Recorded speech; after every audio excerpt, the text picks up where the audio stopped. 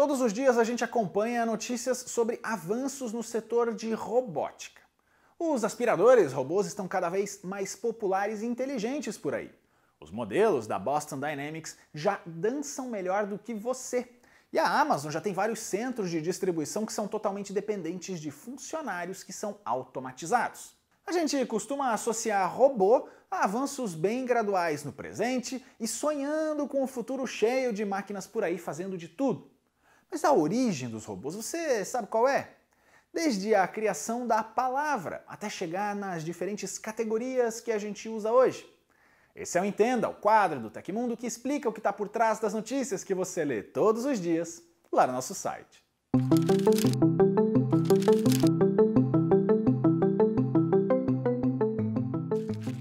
Primeiro fica um aviso. Esse aqui não vai ser uma cronologia completa no vídeo, uma evolução dos robôs ao longo dos anos. Isso é assunto para outro quadro, História da Tecnologia, e olha, pode ser um tema muito bom para o vídeo do futuro. Aqui é só o início mesmo e o significado do termo. Para começar, a gente precisa falar dessa palavrinha aí. A palavra robô tem uma origem bem curiosa e também bem diferente.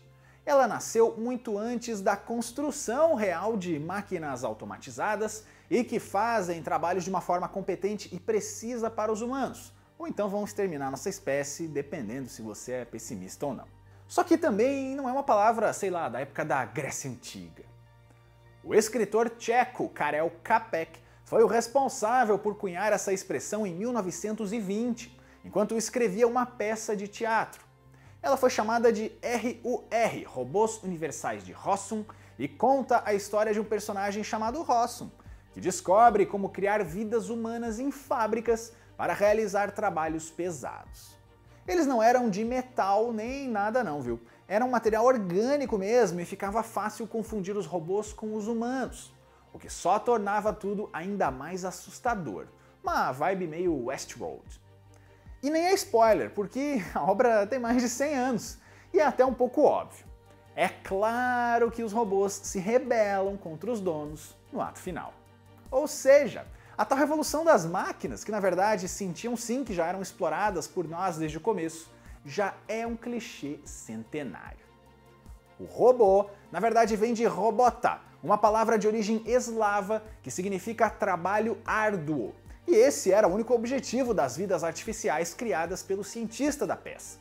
Na verdade, quem teria dado a ideia de robota foi o Joseph, o irmão do escritor, que recebeu os devidos créditos do próprio Karel e impediu que ele usasse labore, que seria um derivado mais parecido em latim. A ideia era criticar o ritmo de trabalho intenso da época, que desumanizava os funcionários e transformava todos em extensões de máquinas, todo mundo meio igual, como se fossem mesmo criados em laboratório só para manusear equipamentos. Além disso, os dois irmãos eram notórios opositores de regimes totalitários e foram declarados inimigos do regime nazista que invadiu na época Tchecoslováquia no fim da década de 1930. O Karel morreu no Natal de 38 de pneumonia e o Joseph morreu em um campo de concentração 7 anos depois. Mas eles puderam pelo menos aproveitar ao menos ali um pouquinho do sucesso.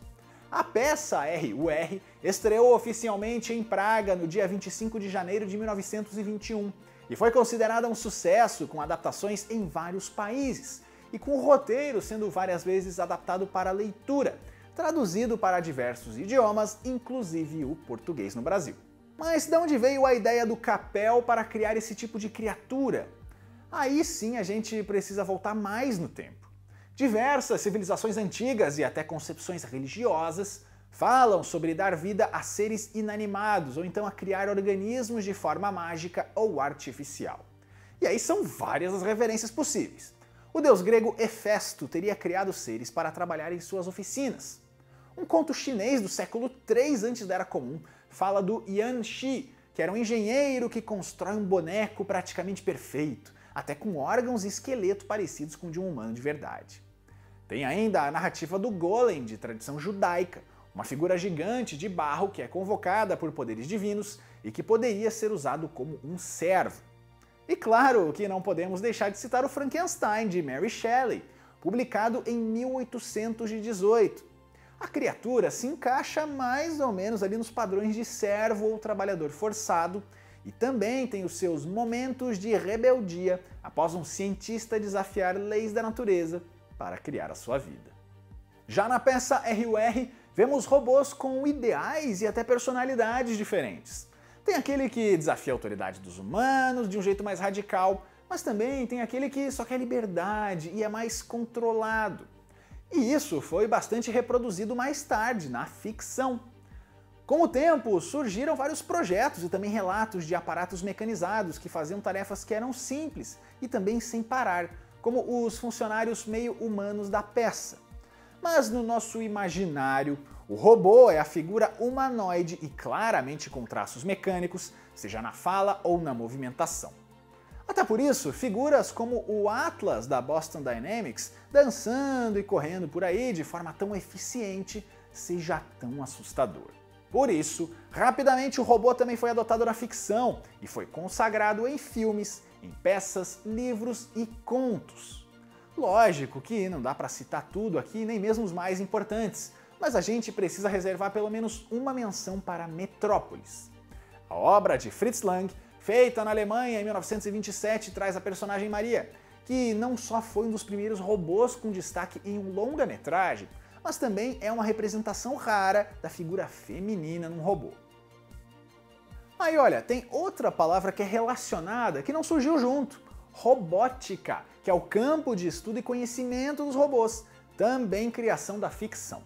Ela veio de um conto de Isaac Asimov, publicado em 1941, um pouco antes dos trabalhos que fundamentaram outro clássico do autor, as chamadas 3 leis da robótica, que indicam que um robô não deve ferir um ser humano, deve seguir ordens dos humanos e deve proteger a sua própria existência, desde que isso não entre em conflito com as outras 2 leis.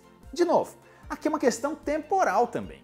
A área de pesquisa sobre máquinas já existia faz muito tempo, mas quando o termo robô pegou e virou sinônimo disso tudo, a robótica também foi incorporada. Aliás, a gente precisa diferenciar também alguns termos: robô, autômato, androide e ciborgue. O robô a gente já explicou, né? É um termo mais generalizado para essas figuras mecanizadas e tidas como sem consciência e que normalmente tem uma tarefa fixa. O autômato é um ser que opera de forma automatizada e independente também, mas que responde a instruções ou configurações prévias necessariamente. Essa palavra era bastante usada antes da criação de robô, mas agora é cada vez menos comum. O androide é uma palavra que combina termos do grego e significa ter a forma de homem. Ou seja, são os robôs que possuem uma semelhança visual com seres humanos. Todo androide é um robô, nem todo robô é um androide. O Jorge Lucas meio que bagunçou isso quando chamou de droide qualquer máquina nos seus filmes, desde o humanoide C3PO até o R2-D2. Já ciborgue, a coisa é bem diferente aqui. É um organismo natural, tipo uma pessoa, combinando elementos artificiais, tipo implantes, próteses e melhorias. O universo cyberpunk no geral usa bastante isso em suas histórias, e o Robocop, que é um humano com partes robóticas, é um ciborgue. E aí, qual que é a sua obra de ficção favorita com robôs? Será que vamos ver mesmo máquinas cada vez mais parecidas com a gente? Devemos ter medo da Boston Dynamics? Vamos conversar aqui embaixo nos comentários. Não se esqueça de deixar o seu joinha no vídeo, se inscreve no canal do Tecmundo se não for inscrito e confira a playlist do Entenda para saber do que a gente já falou por aqui. Até a próxima!